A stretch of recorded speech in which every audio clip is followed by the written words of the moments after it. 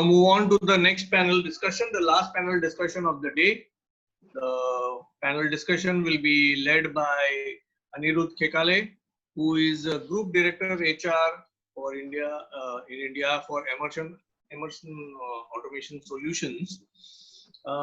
Prior to this, I know, probably I should say that I know Anirudh since more than 15 years, and I have seen him, being an excellent orator, an excellent contributor in the field of HR, and he is one of the favorite speakers at so many different forums. In his panel, he has Devanandan Batumalai, who is head of digital professional service from KBZ Bank. He has Lamia, Shady, who is head of HR and DXC Technologies in UAE. Who is Director HR of Sita UAE. So, Anirudh, it's all up to you. Please start the session. Superb. Thank you so much for a wonderful introduction, Mehul. I will like to take a few seconds quickly to talk about Mehul and Grey Sales, and very heartfelt and a very special mention about the Silver Jubilee 25-year celebration. Mehul, heartiest congratulations to you and your team.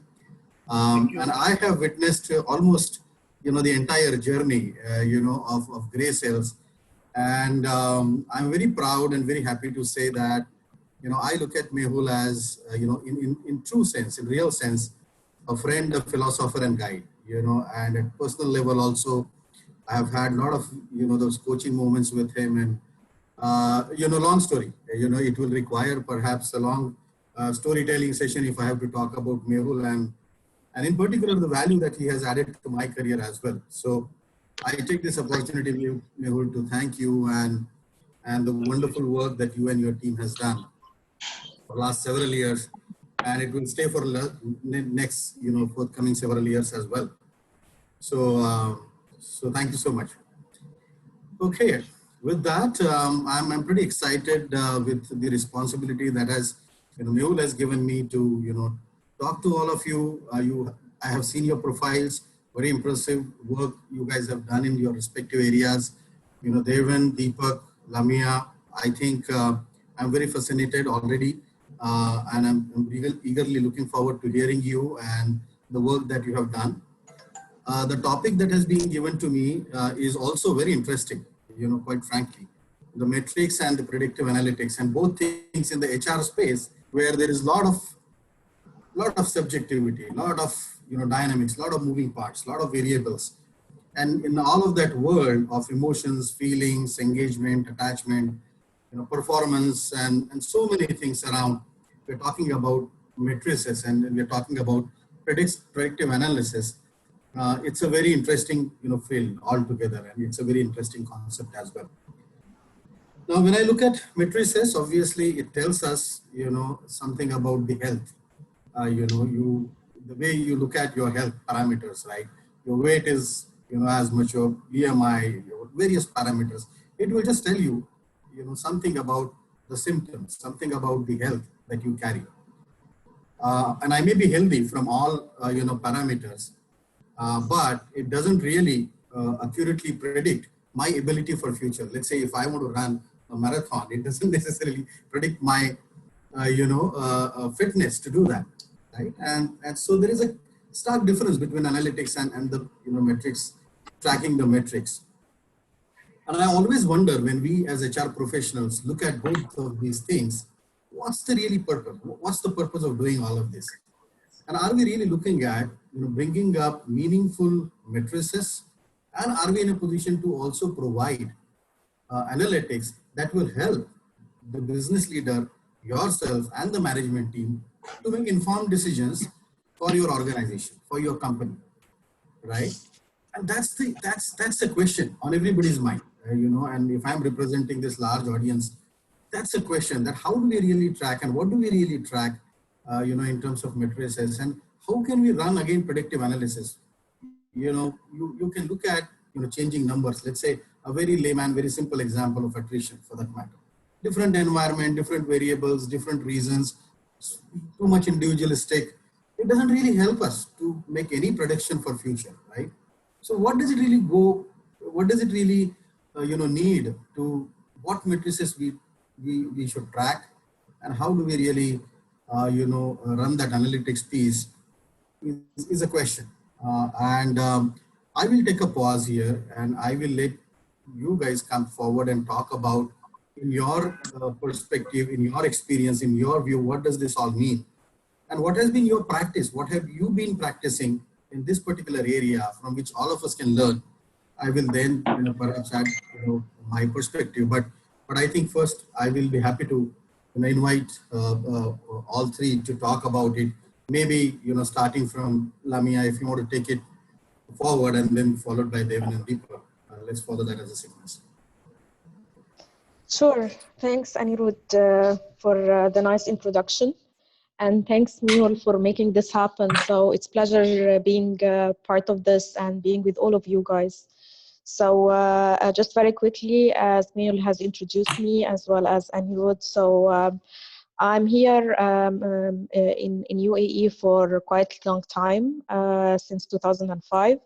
Have been always managing Middle East and Africa. Sometimes Turkey has been added to my responsibility as well, sometimes taking it back in other organizations. So I'm actually working as a regional HR head, as well as I was the regional HR director for Middle East and Africa. So it's not only about UAE, but it's about the whole Middle East African part.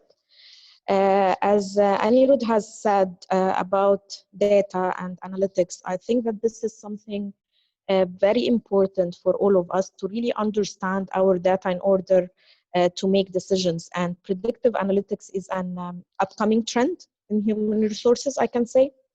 They can be a real game changer for HR departments. So to explain this in a very simple way, I can say that it's about combining big data and doing predictive analytics in order to predict the future.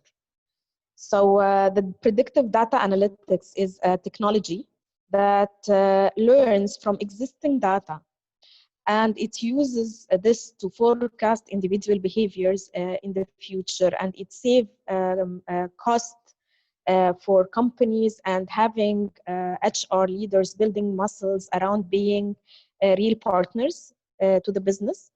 And it's turning the whole meaning of HR that was in the past being an HR person, just like doing the personal stuff or just like implementing or whatever you have to implement according to the business needs, into being a real business partner. So when you analyze the data, you can come up with helping the business to take the right decision. And by using this predictive analysis, HR and organization can actually being on the right track. So comparing themselves in the market with competitors, and understanding where do we stand, and trying to move the business to the next level. So, however, only a few organizations were capable to do this and use the predictive models of HR. I was reading that according to Deloitte's 2018 People Analytics Maturity Models, only 17% of the organizations worldwide had accessible and utilized HR data. This was 2018. And since that time till today, you can see that this has jumped a lot. So a lot of organizations are concentrating on data analysis in order to make the right decisions. So I can give a quick example about that. So when we talk turnover, for example, in any of the organizations, so we all know that high turnover generally leads to high recruitment costs, loss of revenue, and so on. So in some companies has used the data that they have analyzed during their journey around turnover to create something called, for example, flight risk scores, to understand why the people are leaving and trying to fix these problems. So, for example, they try to understand why the people are leaving. Is it because of career path? So they started to put in place some strategies around how to move these people around within the organization, how to create internal field scores, and trying to really get career path for those people, develop them for the next move or moving them around. Is it because of salaries? Are they not in the right benchmark? So they started to look into how to analyze their salaries, their data, their market stand when it comes into comparing themselves from pay ranges in the market, and started to also fix this. So this is simple examples how data really can change organizational standpoint in order to make sure that they can solve their problems and go into the next level. Thank you. Hope this helps you to understand the analysis of that. it's a yeah. Thank you so much. It's a very good start. Lamia, thanks so much, and I'll come back to you asking more specific questions on the things that you talked about. Okay, Devan, over to you. May I invite your views as well on this topic? Thank you. Well, when we look at metrics, right, or predictive people analytics in leadership, so I'm going to speak specifically on leadership. The two KPIs that we look at for leaders today are how you develop performance and how you develop talent. Mm-hmm. So leaders in the organization that I'm with, we only look at these two KPIs, developing of performance, developing of talent. Now, both of these can be very clearly defined through the strengths that these leaders come with. So we believe in something called the Strengths Finder. We do not use other forms of assessments to assess how leaders are going to behave in the future. However, Strengths Finder is very clear. It shows what your strengths are and what you are likely to behave, how you're likely to operate. We use strengths and we harness the strengths of the leaders. And of course, it goes multiple layers down below that to know how people operate. Over and above that, what we also use in KBZ are different types of assessments relating to roles, very specific to roles. So we have created assessments, particularly if we are hiring large amounts of people for a specific role. We have created assessments based on the role. So the assessments itself, these are built in-house, by the way. The assessments themselves have respective criteria in which the role requires, right? And none of these are technical, by the way. They are all relating to how people behave, what drives them, how they operate, how they think, how they manage relationships. Are they agile? Are they comfortable with technology? So we use assessments and we use the Strengths Finder to see how best we can identify how our people, particularly our leaders, would operate. But as I've shared, now we are also moving on to other roles within the bank. So that's what we're doing here at KBZ. That's all for me. Thanks. Okay, super. Thanks, Devan. And that's a very good insight. We will talk a little bit more about, because you mentioned Strengths Finder. You also mentioned about using that in leadership. So we'll get into little detail there. But before that, Deepak, may I invite you to share quickly your thoughts on the topic? Sure, Anirudh. Thanks. Jump right in. I know we're behind schedule. So, I fully agree with, and in fact, it's great insights given by the previous two panelists. What I want to bring in is a couple of things. One is basically an article which I recently read, and this was by Jean-Paul Isson, and he's a keynote speaker and a published author as well.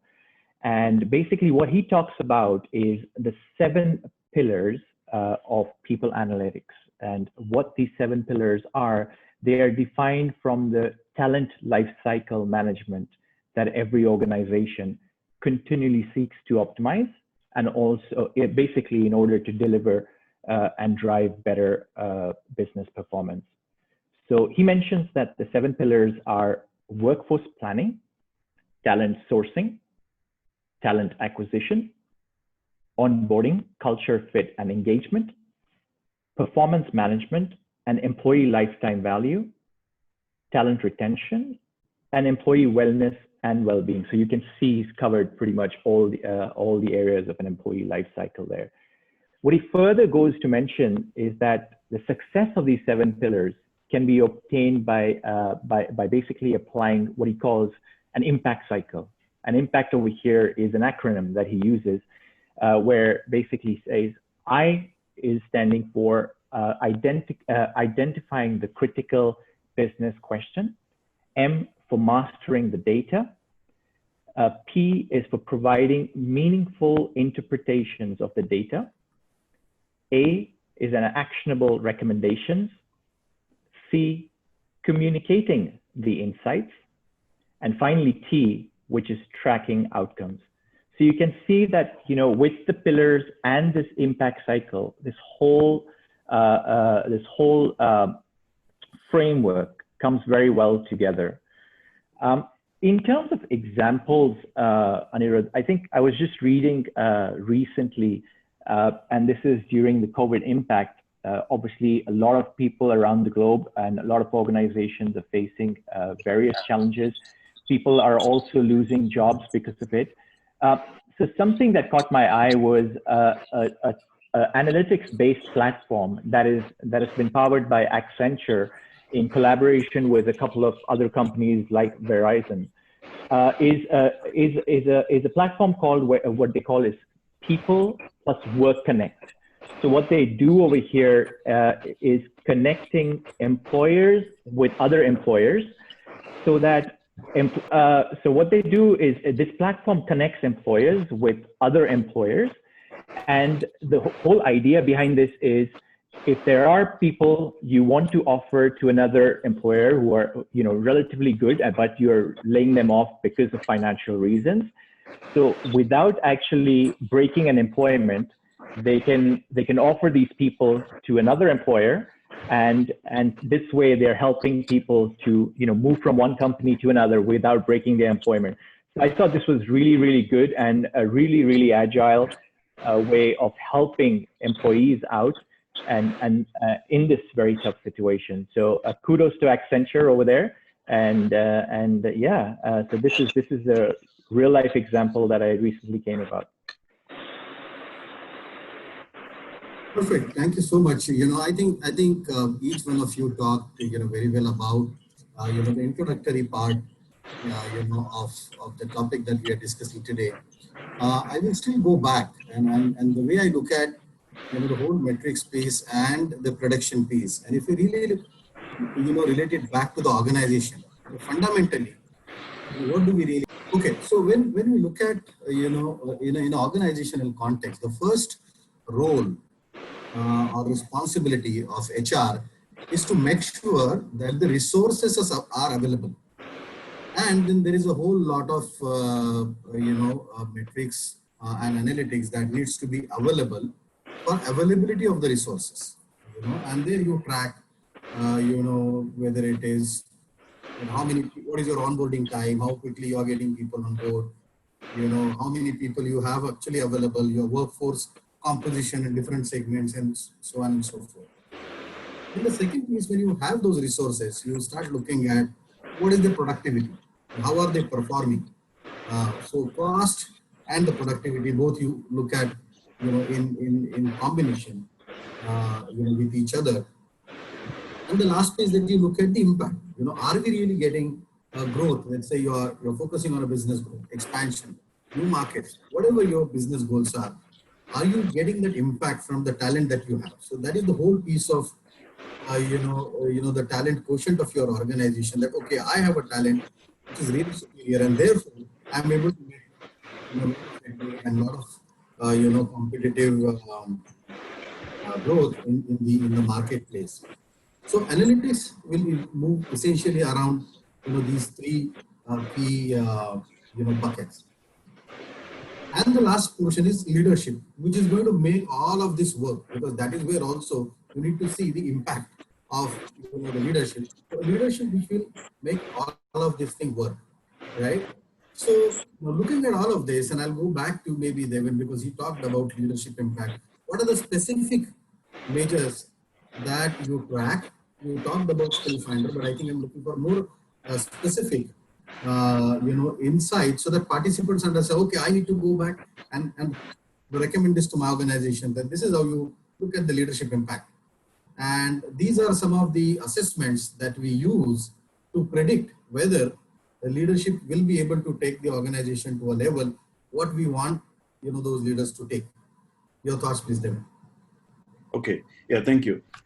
So the Strengths Finder, as I mentioned earlier, is used as an assessment to understand how people operate, how people think, and what drives them, right? But when you speak about how do you take teams forward, how do you analyze teams better, and how do you assess leaders to know if leaders are doing a good job? As I said, the two KPIs that we should use to measure our leaders is how do they develop performance and how do they develop talent. So I'll speak about performance first, right? So we look at performance of the team, not performance of the leader, right? If the leader is leading his or her team well, and if the leader is empowering, if the leader is trusting, and if the leader creates opportunities for people to learn and grow, the team will perform, right? Now, there is no one leader who can do everything, as we all know, right? More often than not, what we have seen is things do not work in certain teams that we have seen because of the leader taking on too much on his or herself. By the leader taking on too much on his or herself, the team is not empowered, the team is not trusted. Now, when the team is not empowered, people don't learn. People learn by making mistakes, right? So the key point here is trust. And I think trust is a big word. A lot of leaders are not able to trust their people or not able to share that empowerment. Why? Because there's a fear of failure, right? So how do you develop performance is by trusting your team, right? How do you develop performance is by empowering your team to do things that they've never done before, but in fact to do things that you are supposed to do, but giving them the empowerment to do it. So that's the performance bit. Now the talent bit is quite interesting because how do you develop talent is number one, identifying the right talent. I think Deepak shared the various points on talent. So one of the things that you look at when when we speak about developing talent, firstly is identifying talent, right? Now, how do you identify talent? You identify talent by giving them stretch assignments. You identify talent by moving them into different roles, right? You identify talent by enabling them to try things that they've never done before. Because you will not identify talent by everyone doing the same thing, right? Once you identify talent, you develop talent. So you give them additional work to do, you give them different types of training, you assign them a mentor, and then you measure, right? Now, what we are also doing in the bank is we're introducing different kinds of awards for leaders, by the way. So awards like, for example, the Best Developer Award. So the Best Developer Award is an award given to leaders in the bank who have the highest amount of promotions within their teams, but not who get promoted within that team, but get promoted outside their team. So for example, someone from team A gets promoted to be a head of department in another department, right? So the number of people that are growing in your team clearly shows that you're doing a job well as a leader, right? Looking at how you're able to work collaboratively with other departments. So the Best Collaborator Award. These are all leadership awards that we give internally. By doing awards like this, by giving recognition for leaders like this, you would automatically see a group of leaders performing in the organization. And you will know that, okay, this is it. This is how you identify who are the ones who are doing a better job than the rest. Who are the ones developing the teams more than the rest. Okay. Yes. Okay. Anirudh, if I may, sorry, if I may add to what Devan has said, just on the leadership aspect and measuring that. So I think another aspect which is coming into light these days is, I mean, it has been around, but it's taking a new sort of wave, is employee engagement and the employee engagement scores of the leaders. But, you know, previously what we were doing is annual surveys, year on year, you know, checking out, okay, how is the trend looking? Is it improving or not? What are the actions we're going to take and so on?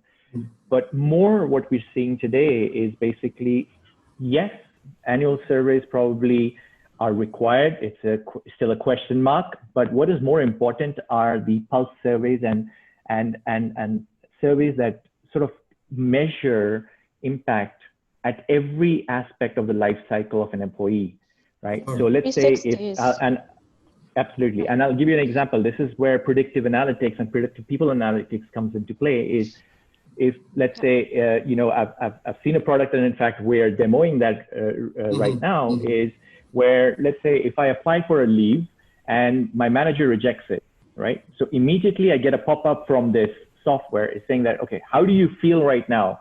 That, you know, and it goes about, you know, a bit more qualitative. Has the manager spoken to you? It's a bot. Basically, you're talking to a bot. Is the manager, you know, has the manager spoken to you why this leave cannot be taken, and so on and so forth? And then you add that to the bot. And this basically gives us various data points which can be looked at and analyzed, you know, in addition to the annual survey parts as well. So you're on a daily basis. It also connects to your Microsoft Yammer and Microsoft Teams and so on, and sees what basically is going on. What are the chats going on? Plus externally, it connects to Glassdoor and other social media as well, LinkedIn as well. So it brings in all of this data together and tells you in advance, okay, this is how your employees are actually feeling right now, rather than waiting for that annual survey.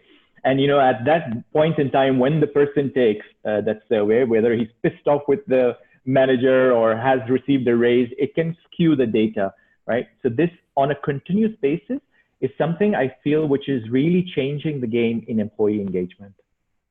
I think it's correct. It's a great example. Yes, Lamia, please tell me.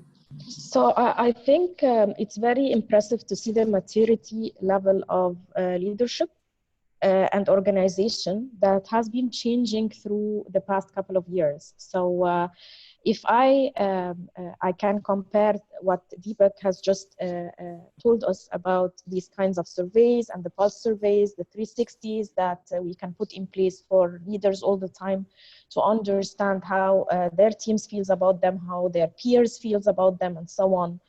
So a couple of years back, when we were just like trying to execute those kinds of things and talking to the business leaders and from even budget perspective and so on, I feel that they were not very much interested to hear these kinds of things. But now the maturity level has changed dramatically. So you can feel and see from top of organizations, CEOs, the SVPs, HRs, and going down into the organizations, they are very much interested in these kinds of things because they really give them the analytical data of how the people are feeling about the company. Sure. Are they really serious about the company? Are they really want to be part of moving this company to the next level and this business to the next level or not? So I feel it's, yeah, go ahead. Please. No, it's very interesting examples and very interesting insights. And obviously to the audience, you know, there are a lot of these things are now available for us to really check real-time pulse of the organization. What's really happening in my organization, right? And the cloud and the various analytics tools are also helping you to get a lot of information about, you know, your organization's health and how things are moving and how you can make better decisions. What are those trends telling you? A lot of insights, you know, obviously the AI tools are able to give, but that cannot be replaced, you know, with, or that cannot be replaced with the leadership wisdom, the leadership ability to make decisions. And I think that is one thing we should be mindful of. The second thing that we should be mindful of is what are we asking people? Because, Deepak, if I have to put it in a little lighter sense, if I'm a manager, I will worry before rejecting a leave because I don't know how that employee will feel, and it can come back on. It actually drives a better behavior as well, right? That's right. actually, yeah. But I think holistically, we get what you're saying, and I think it's important to track some of those things, but it's also important to ensure that we track what is right and what is appropriate, and what will really help us, and not going overboard because we're talking about emotions and feelings, and those also have cycles, those are never permanent. Those also, come from a context. So there are a lot of that side which we don't have much time to discuss today, but very valuable insights. Only one question that is, popping up in front of me, and that I want, anybody to, like in 30 seconds, if you can answer, how does data analytics is different than AI in analyzing individual characteristics from their future behaviors? If you can take a shot at it in just 30 seconds, if you can answer, this is a good question. How is data analytics different than artificial intelligence, application of artificial or use of artificial intelligence in analyzing individual characteristics so in a nutshell, can we predict human behaviors, using both data as well as some of the AI tools? Anybody can take a quick shot at it and then we can close. Deepak, you gonna go for it? Yep. Well, I think when it comes to artificial intelligence, predicting how people are going to be behaving, and artificial intelligence when it comes to looking at how people will think or how people will behave, I do believe it is. I mean, it's already moving towards the direction, right? It is already moving towards the direction. It's already in place. People are already doing all sorts of things in that technology today. Are we able to use that and data to predict how people are going to be behaving? And I think that is yet to be seen, because I still feel what we are missing here is the human factor. What we are missing here is human, right? And data being data, I do feel the one thing that will differentiate all of that would be the fact that behaviors and how people think, or behaviors and what people think that they're going to do, is not something that's constant. And we've got to keep an open mind when it comes to that, I feel. Completely relying on data analytics or completely relying on AI, I don't know, I may not do that. Sure. Absolutely. No, I agree with you. So, and thanks for that. Thanks for that input. I will quickly summarize this session. I think the first thing is, there is a difference between the matrices that we track and the predictive analytics, that we need to clearly understand. So data has got its own importance, but taking meaning out of it and then making future predictions, we need to understand this difference and then use use the right parameters which are important for your environments. What Lamia said is about making a business decision, and I think that anchor is very important. I'm going to track a data which will help me to make a business decision. I think that's a very important piece. Deepak talked about using systems, real-time technology to get a feel, understand the pulse, and then how am I going to use pulse? But in all of this, like Devan mentioned, the human factor is very important. That has to be, in the center when you make decisions. You need to think about that. Am I going to rely too much on the tool, what is telling me about a particular individual, or I can sense the warmth, the energy, feelings, emotions, everything, and I know the past. I can see future into a particular individual. So that human factor is also important. Keeping all of this in mind, we are in a place today where we have technology, AI, everything, at our leverage, and we can make a better play, in terms of human resources, use metrics, and contribute to organizational decision making by providing predictive insights. That's the whole sense that I got from this discussion. Thank you so much, Mehul and team and my panelists. Thank you so much. Thank you. Thank you. Thanks, everyone. Thank you, Anirudh.